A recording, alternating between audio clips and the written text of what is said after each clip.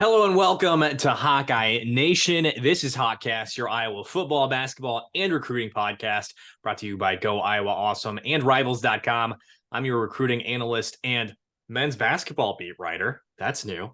We're not talking about basketball today, but that's what's going to happen this fall. And I am joined by our women's basketball beat writer and publisher, Adam Jacoby, talking a little football today after that 20-14 victory over Purdue yesterday for the Hawkeyes. Tons of stuff happening in that game. Adam, you wrote about Deacon. I wrote about the defensive line. Those were really the two big things that stuck out to us, but so many more headlines from that game as well. Yeah, I thought this was a very interesting game to watch for a whole lot of reasons. I mean, one, that's not often that you see a quarterback go 6 for 21 in his first start and still not only win the game, but the scoreboard was deceptively close. Iowa was never in a whole lot of danger to lose that game. Even when Purdue had the ball back late in the fourth quarter, it wouldn't have fit what we saw on that field. But yeah, you're talking about the defensive line finally breaking out. You're talking about Deacon Hill getting his start under his belt. We're talking about Caleb Johnson coming back and an Iowa rushing attack that, if it weren't for a snap over Deacon Hill's head, would have had over 200 yards rushing. So I thought there was a lot of encouraging things about the Purdue game, and I thought there were a lot of problems with it too. So high highs, low lows, and didn't see a whole lot in between. Did you?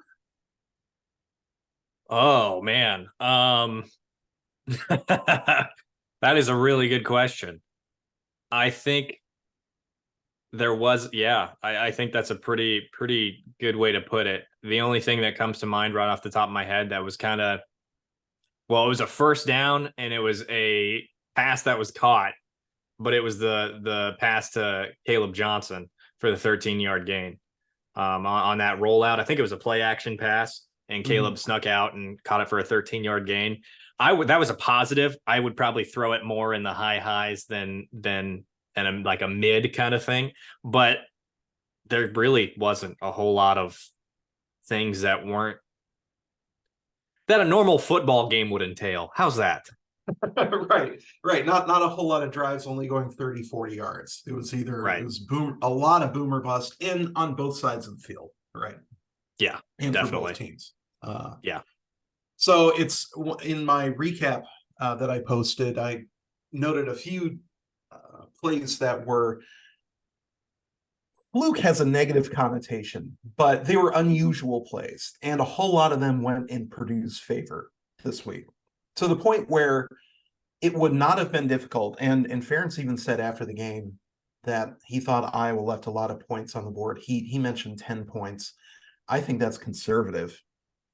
This really could have been about a 30-plus point win for Iowa. Now, it's the analysis of, if you take out all the good plays for Purdue, then Iowa would have won by more. Yeah, no kidding. But so much of what Purdue's big plays were made of was like a scramble in a throw on the run, or a ball getting tipped or bouncing off of somebody's helmet. Like, Purdue got a lot of the luck plays on Saturday. And again, and I don't mean that in a negative way or that they wouldn't have earned a win, because ultimately there's just one win and one loss to be handed out. And football, the ball bounces in a pretty famously unexpected way every day. So it is encouraging, I think, that Iowa played a team like Purdue.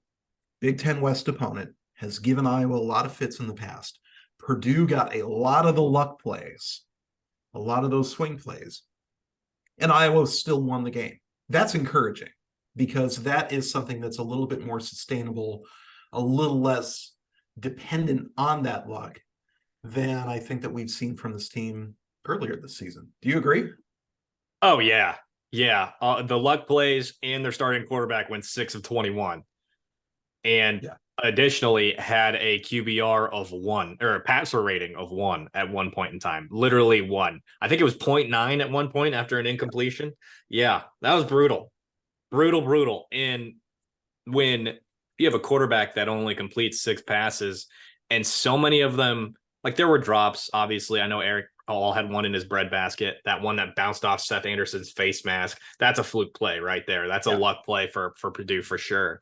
And then there are just some throws that were just not within catching range of anybody, offense, defense, anybody that was on the field.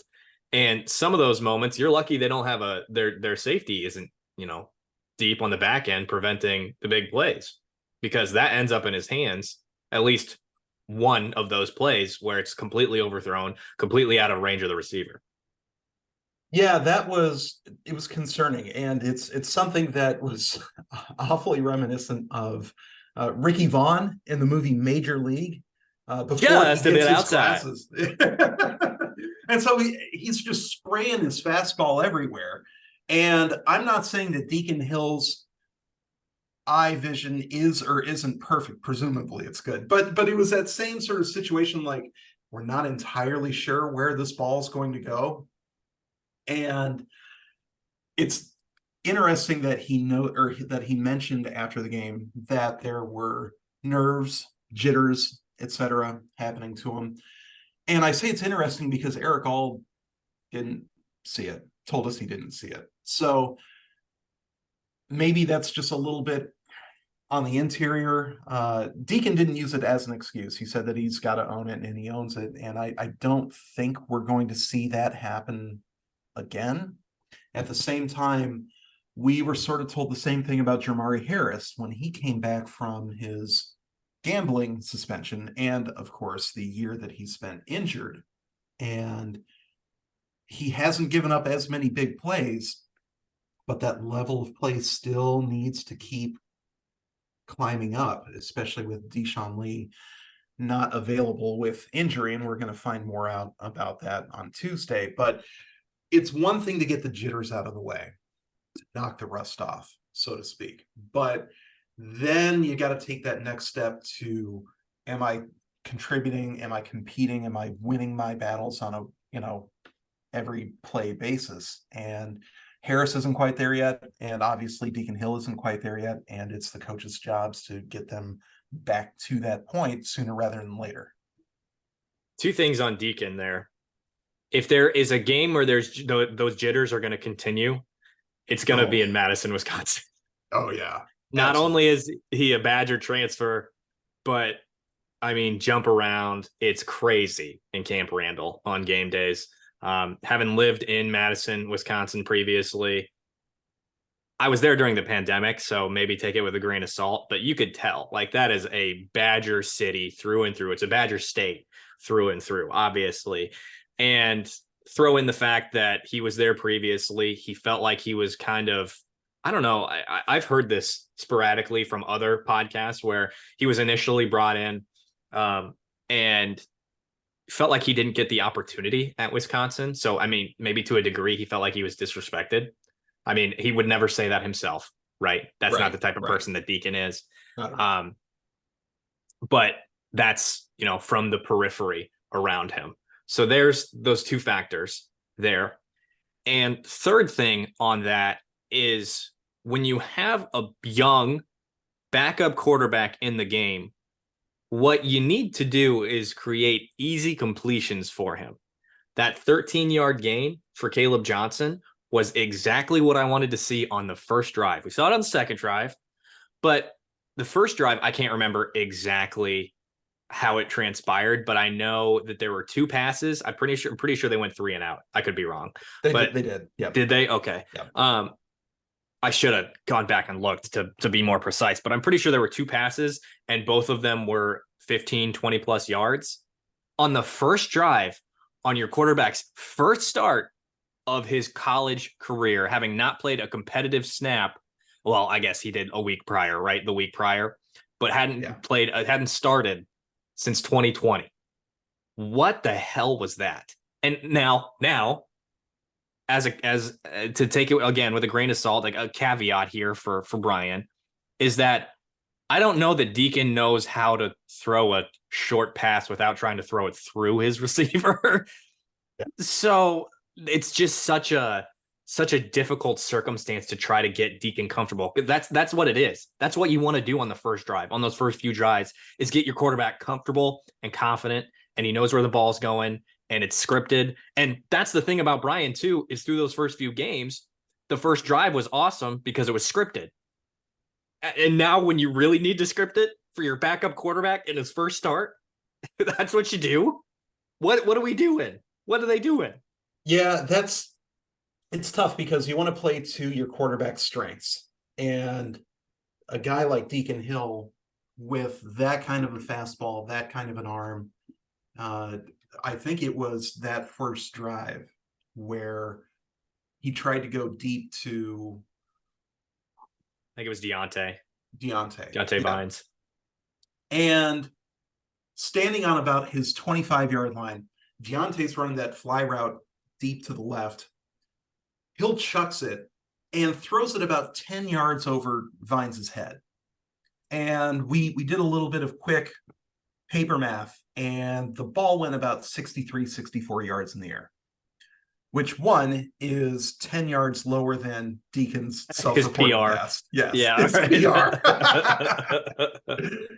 And two, sort of underscores the fact that there isn't a great amount of chemistry between Hill and Vines yet. And to their credit, they've been going and throwing after practice and trying to work on that sort of stuff. But it's one thing to run those routes after practice, and it's another one to run them against, the Purdue Boilermakers secondary, which is fairly capable, right? It's not Iowa's, but it's also not Michigan State's. Purdue does know a thing or two about defense. And it's also difficult because not only every pass play is going to have a primary receiver, but these pass plays have progressions and checkdowns for a reason. So it might be the case that some of those throws that Deacon was throwing early were because Purdue was overloading on trying to take away those short, easy, like get him into a rhythm passes. We don't know for sure because, I haven't looked at the tape and we're not in that discussion with the Purdue defensive coordinators. But there's a lot of ways that defenses can, take a young QB out of his rhythm and, do the whole take what the defense gives you. Well, when the defense gives you something impossible, can you make it possible? And that's, that's asking a lot out of Deacon. So all that is to say, I don't think Deacon was in a position to succeed in the first half. We started to see, after he started 1 for 10, he finished 5 for 11. And so, some of those passes in the second half or after that awful start were more catchable and just weren't caught for a lot of reasons. So we saw him calm down. That throw to All for the touchdown that ended up being the game-winning score. Mechanics were not good. No, but you saw it, and if you look at the replay, his footwork is but it was a dime. It had the exact velocity that it needed to get dropped right in his breadbasket, and he did have to reach back just a touch for it. But compared to where those passes were going earlier in the game, that was exactly where he needed to put it, and All made that catch, and it wasn't placed bad enough that the defender could catch up. Right, that was exactly what Iowa needed, and it essentially won the game. So how does Iowa get to more of those passes and less of the ones that are just sailing past his receivers or backs? That's going to be Brian Ferentz's job. That's what I think is to get him those confidence throws, because he didn't have to wing it at Caleb when he had that 13-yard gain, Caleb Johnson.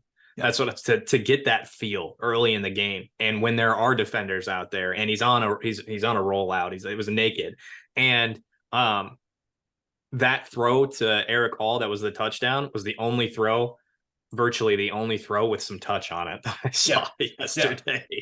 Other than that, he is just winging them, dude. It's one thing to say to receivers to catch the ball. But they're Division I scholarship receivers. Catch the damn ball, obviously. Right. Yeah. It's another thing to catch a ball when it's not only zipped like that on a rope, but behind you and up in the air. And like Seth Anderson should have caught that ball. I think we can agree on that. That hit his face mask. Other than that, there was that Eric All drop. Eric All will probably tell you himself he should have caught that ball. If you remember right, it was a not a post. What's the opposite of a post? Corner flag. Like a corner route. In the middle of the field, dropped it in his bread basket, and he didn't catch it. Yeah. I think that was the drive that ended up resulting in a touchdown. I think it was the end of the first quarter going into the second. I don't know. Or a field goal or something, but I clearly need to rewatch the film. But there are still opportunities that need to be capitalized on where guys either aren't catching the ball, or you get a Cooper DeJean damn near pick six where you get the ball inside the 5 and you run shotgun with a 260-pound quarterback. You could have done 3 straight sneaks and got it in there, but it resulted in a field goal. It's missed opportunities. You said it, 10 points off the board. There are 2 missed field goals as well. Field goals that should have resulted in touchdowns. Those drives should have resulted in touchdowns. And then there's the issue of throwing a ball with touch. Yeah. And, it makes sense. Like when you look at it sort of like that, okay, there was an opportunity missed. There was an opportunity missed. You start to see why these coaches are talking about, we identify some things that we need to clean up. And you start to understand that from their perspective, this team is this close to putting together a real butt kicking, and one that sort of puts the rest of the Big Ten on notice. And it's also sort of frustrating when it hasn't happened yet and here we are at the halfway point of the season. So, are you looking at it as this is my question to you. Are you, now that we're at this halfway point and Iowa has had 6 games, 5-1, but how many of them were really impressive, especially against Big Ten or Power 5 foes? Yeah, right. 0. Yeah. But you also sort of see how they think that they're close. So my question is, do you think that they're going to take that step into the second half? Or when you watch this team, are you just seeing a Quick Lane Bowl, Meineke Car Care, Little Caesars Bowl sort of squad? That's the question. I heard somebody say, I could see this team go 11-1. I could see this team go 7-5 or 8-4 the rest of the way. I think 8-4 is somewhere we're going to be a little bit more realistic. But I just opened up the schedule to be able to answer your question a little bit better. Wisconsin this week, I'm thinking that's a loss. We'll talk more about that this coming Wednesday. Hopefully, we'll get John McNamara on from Badger Blitz, our Wisconsin rival site. Minnesota's bad. That should be a win at home. Northwestern's bad. That should be a win on the road at Wrigley Field. That'll be cool. Rutgers is Rutgers. Their quarterback hit a guy in the nads yesterday on an accident. Illinois is terrible. Nebraska isn't good. This team should, if Cade's with this team, I say 10-2. If not 11-1, you sneak out a win at Wisconsin. We've got to factor in all the injuries because that's just where the Hawkeyes are at this point in time. But I could see them just absolutely clobbering Minnesota, Northwestern, Rutgers, Illinois, or Nebraska, or a couple of them. Yeah. I could also see them dropping 1 or 2 of those games. It's so difficult to tell because how much do you take Deacon Hill at his word? And this is not a reflection of Deacon as a person. I don't think I've said it on the podcast. I like Deacon a lot. In the few interactions that I've had with him, I like him a lot. He's an upbeat dude, super. He's willing to go in depth on questions, and he's a really good dude. Also, a big fan of the word ginormous. Yes, that is true. He is, twice from him now. That is funny. That's true. But how much do you take him at his word, considering the small sample size we've seen of him at quarterback? Is it just jitters where he does put things together? Or is this something that we're going to see on a regular basis where he just has trouble putting the ball where it needs to go? I think what it comes down to, and what a lot of the uncertainty about the rest of the season and the rest of the Big Ten West comes from, is none of these teams are good enough to be predictable. Wisconsin might be. Iowa is close. Northwestern is predictably bad at this point. Illinois is predictably bad right now too. I didn't predict this coming from Illinois. I thought they okay, were all right. Touche. Yeah, all right, but I do agree with you that now it's starting to get to the point where it's like, well, we know they're going to stink this week. So that's that level of predictably bad. Although, it is still Bert Bielema, and he does know a thing or two about coaching in the Big Ten West. I'm really genuinely shocked at how bad they are, though. Ultimately, it's just going to turn into a series of slap fests and a series of, who gets luckier, who gets the ball to bounce their way, and trying to weave some sort of narrative out of this. I think it's going to be a little bit of a fool's game, because it's the term signal to noise ratio. When there's so many teams that have trouble executing on a play-by-play basis, it all turns into noise. And someone's got to win. Someone's got to lose. And I think Iowa, like you said, is going to have some pretty convincing wins coming just because of the schedule. And there's going to be some opportunities to win more games and a lot of opportunities to lose them. And this was a game, tying this one back to yesterday. Boy, this was a game that Iowa finally started to win these plays and win these, have bring that success rate back up. Still only won by 6, still had to make that defensive stop at the end of the game. What happens if Purdue is executing at a Wisconsin level, executing even at a Minnesota level?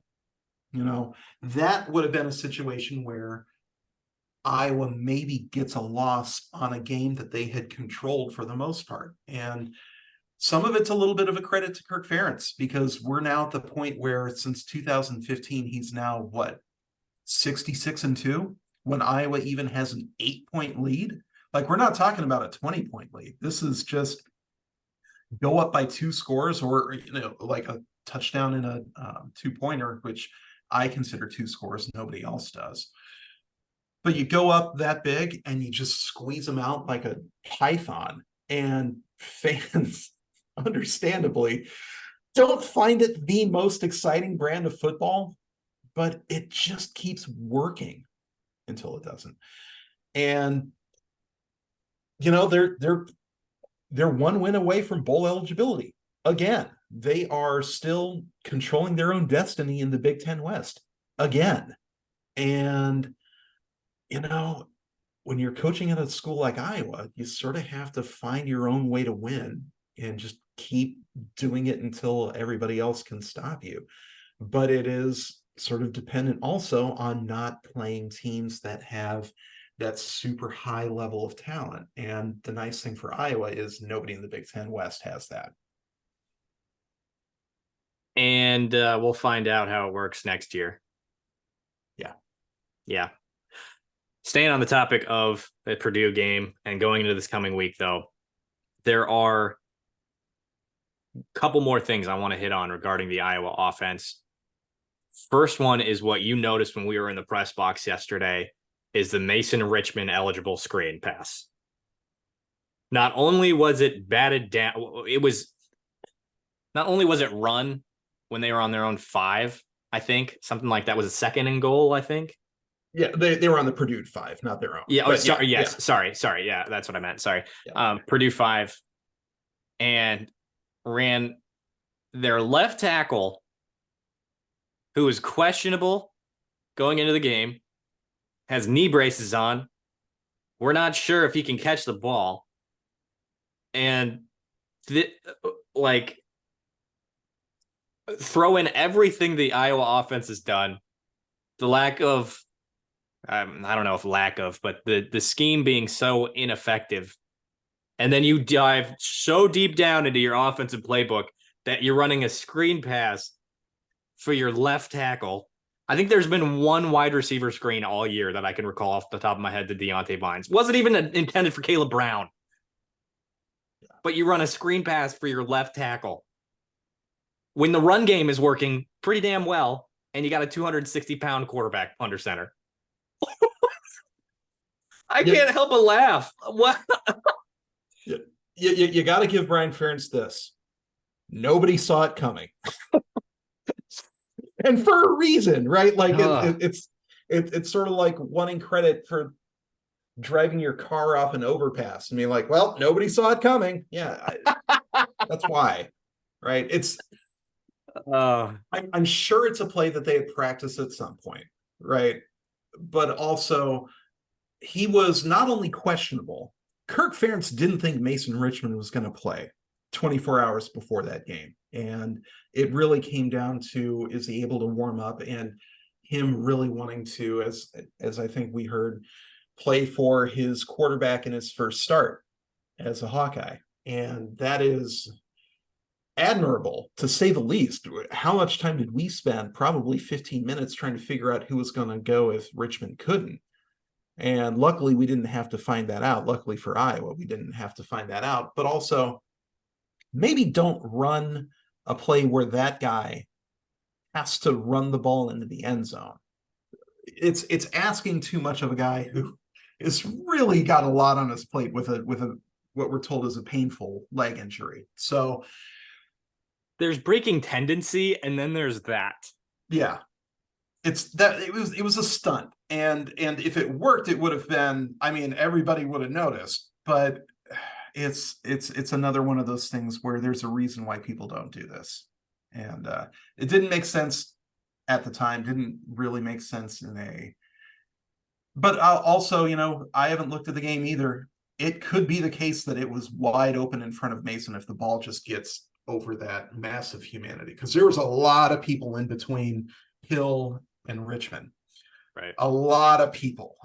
So they were clearly biting on something for a reason, because of Iowa's slavish tendencies. But boy, there's got to be a better way when you've got, like you said, a 260-pound quarterback.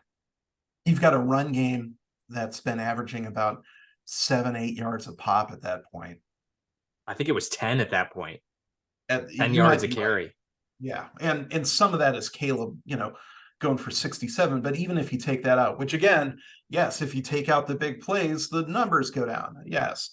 But even then, Iowa's per yard rush average and their success rate was good enough that, like, you don't need to get cute there. You just don't. And it was disappointing. And it sort of felt like the offensive coordinator taking that position to succeed away from the offense. And I think that's going to have to be cleaned up a bit. I'm not saying never run any trick plays or anything like that, but pick better than that, And like, if you're successful at a reasonable rate, you get that leeway of doing that type of play in that moment in time. But if you're the 131st ranked offense in the country, just run a regular damn play. That's another sort of thing where in a vacuum, maybe the play call makes sense. But there are some offensive coordinators that have that benefit of the doubt, and there are some that are employed in Iowa City. And it's sort of one of those things where just take care of the basics first, and then those trick plays will open themselves up organically. So I think when they look back at this, the coaches will probably sort of think the same thing. Last thing I'll say about the offensive performance yesterday is, well, I'll make a reference to a quote that Kirk Ferentz said in the post game that I think everybody noticed. That's up on our YouTube and our Instagram page, that I believe you quoted in your post game article about Deacon. To reiterate those statistics, Deacon Hill goes 6 of 21 for 110 yards, 1 touchdown, 1 interception, at 1 point passer rating of 1. He was asked by our friend John Steppe from the Cedar Rapids Gazette, does incredible work, always willing to ask questions that nobody else wants to. And he said, was there any thought to go to Joe Labus, who helped lead the Hawkeyes to the win in their bowl game last year against Kentucky? Kirk goes, Joe Labus? No. Deacon's our quarterback. That would be silly, quote unquote, silly, because Deacon is their quarterback. Well, your quarterback went 6 of 21. And, right. I to a degree, what I see there is you have to let Deacon have time to get comfortable, correct? He got comfortable in the second half, 5 of 11, finished, had that touchdown pass, etc. So I understand the thinking behind that to a degree. Would I have said publicly that it was a silly idea? No. What do you think, Adam? I'll leave it at that. What do you think? It was it sort of felt like kicking the hornet's nest as far as Iowa fan sentiment goes, and unnecessarily so, right? There were a lot of people, especially in the press box, or including in the press box, who thought it was a situation where it might make sense to try Labus. I get that from Kirk's perspective. Iowa never trailed in the game. You can say that one interception was not really Deacon's fault. You can also say that he should have thrown an interception in the end zone to Vines when LeSean Williams was wide open coming out of the flat. You remember that play? And that was another play where it really should have been 7 points, ended up being 3, and they're lucky that it wasn't 0.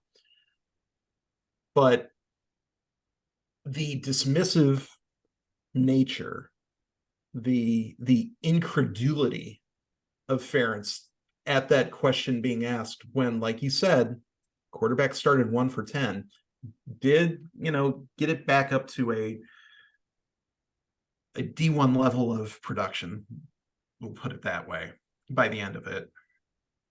It was,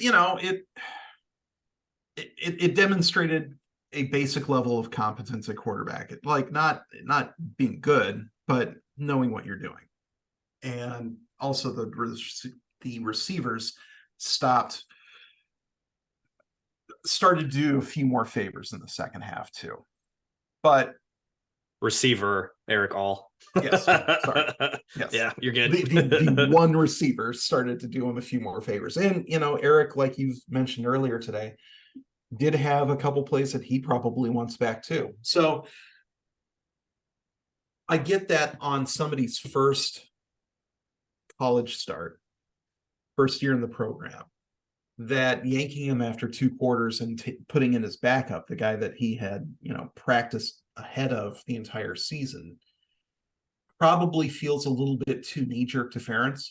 But he's got to say all that as opposed to just snorting at a reporter, which is sort of what we got. And it was disrespectful to Labus, whether or not Ferentz said so afterwards. No disrespect to Joe. Yes, it was. I mean, come on. But at the same time, I get from the coach's perspective that if you've got a guy who's been practicing above him, has so much more practice time with the ones, and has that level of rapport and has the coach's trust, right? If you say in the press conferences, Deacon's our quarterback, Deacon's our guy, and he's got more practice time with these ones, and had it even when Cade was hurt the first time and the second time, and now this is time number 3 already. At some point, you got to look at it and be like, well, he's got to get through these lumps one way or the other. And you might as well do it against Purdue and still win the game and move forward from that. Now, the question is he actually going to move forward from this? Is this the stepping stone, or is this just like bumping up against the ground and still not getting it? And like, are all the games going to look like this? Because if so, that latest argument is not going to go away. If they don't all look like this, then it's going to look like Kirk being his typical patient for a reason self. And to some extent, he does have that benefit of the doubt. He also needs to understand that those questions aren't going to stop until Hill starts, completing 55, 60% of his passes and starts putting them in more catchable range more than 40% of the time would be my guess. I don't think that half of his passes were catchable. So people are going to start or are going to keep wondering about Levis. And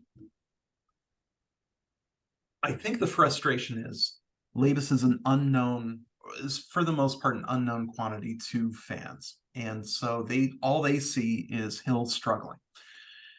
And the coaches have weeks and weeks and weeks and weeks of practice to also work off of. So let's say you and I, Eliot, and this is going to be very reductive. So bear with me on this analogy here. But let's say you and I have this game where I have a 6-sided dice and you have 6-sided dice. And yours has 3 blue spots, or blue spots on 3 of the things, red spots on 3 of the things. I've got 2 blue spots and 4 red spots. Okay. And if we roll a blue, we get $100. And if we roll a red, we have to pay $100. Okay. So very basic, like success, fail. Your success rate is probably going to be 50%. My success rate is probably going to be 30%. It's just sort of built in.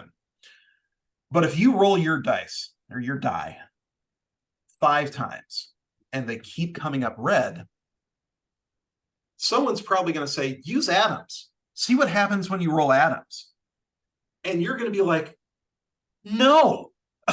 Yeah. We know. Yeah. Like, that's not a better option than this. But when all somebody else sees is you rolling red 5 times in a row, they're going to think that something's wrong with your die. And they're not going to know that mine is worse. Now, again, this is overly reductive. And what we're really probably talking about is like 2.5 reds on or like blues on yours and 2.3. Like probability makes this a mess in a hurry. I get that. But the overall success rate is something that these guys look at in practice feverishly, like obsessively. And they have come to the conclusion that Deacon Hill is more set up to succeed than Levis. You don't need to be, pardon my language here, I hope we don't get demonetized. You don't need to be a dick to a reporter about it, though. And that is the sort of thing that fans start to take personally, even when they don't, like he wasn't talking to the fans. But John was asking that question because of the fans, for the fans. And that was a display of, it's Kirk, right? It's not the first time that he's been dismissive or condescending towards suggestions about how to run his offense. It's not the first time he's done it to John this year, no less. Yeah. So, there's, kudos to John, but it's, that's Kirk, and fans are not going to like it. And I imagine it wouldn't surprise me if he says a little sort of something on Tuesday about like, I really didn't mean to disrespect Joe. Wouldn't surprise me. There's answering honestly and being a dick, to quote you, Adam. And the way he's been around the block. He knows how to answer that question properly. Sure. And say, no, we're confident with Deacon. He struggled a little bit, but we want to get him those snaps and get him more comfortable. We believe in Joe, but we're not there yet. We're going to go the route of Deacon to this point. And apparently he was so taken off guard that did not come to mind. So, well, I don't think he was taken off guard.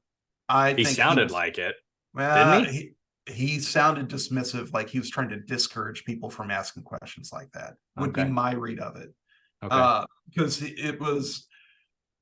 it felt like a little bit of like mock incredulity more than, especially because Steppy hadn't said Levis at that point. So he was like, did you think about going to Joe? But I think that it was a pointed effort to be rude, to sort of send the message to the rest of the room that this isn't going to be something that I want to talk about, which I don't think is the right approach to take. I really don't. I thought that was an unforced error, but it's not the first of Ferentz's career by a long shot, not the last. And I think we're thinking about it more than he is at this point.